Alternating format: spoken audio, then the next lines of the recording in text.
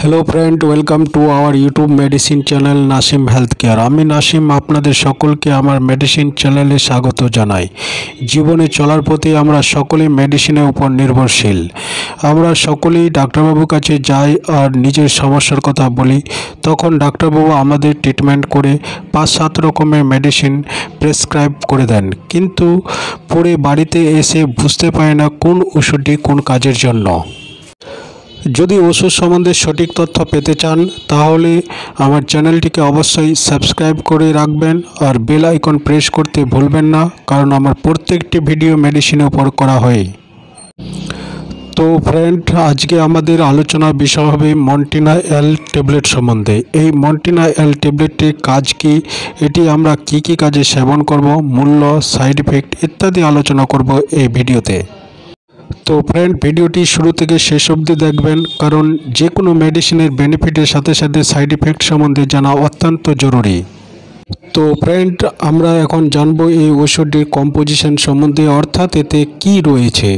এতে রয়েছে montelukast, sodium and লিভোসিট্রাজিন hydrochloride, আর এটি মার্কেট করে অ্যারিস্টো কোম্পানি। এর মূল্য প্রায় 80 টাকা, তবে মূল্য স্থায়ী নয়, সময় সাপেক্ষে কম বা বেশি হতে পারে।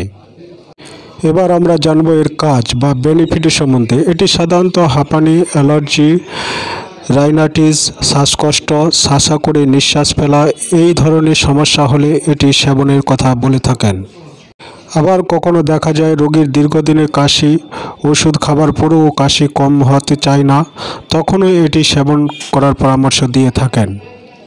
আবার কখনো কখনো দেখা যায় সব সময় কাশি হতে থাকে, গলা খুসখুস করতে থাকে, অর্থাৎ অ্যালার্জি জাতীয় সমস্যার জন্য এটি সেবনের কথা বলে থাকেন।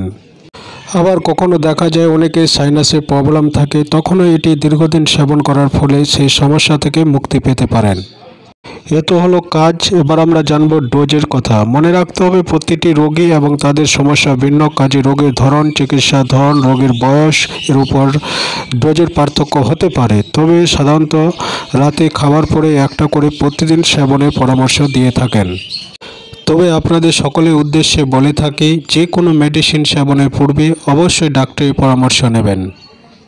তো ফ্রেন্ড, আজকের ভিডিওটি এখান থেকে শেষ করছি। এতক্ষণ ধরে ভিডিওটি দেখার জন্য আপনাদের সকলকে অসংখ্য ধন্যবাদ। পরবর্তীতে আবার একটি নতুন ভিডিও নিয়ে হাজির হব। ততক্ষণ আপনারা সকলেই ভালো থাকুন, সুস্থ থাকুন, এটাই কামনা করে ভিডিওটি সমাপ্ত করছি। বাই।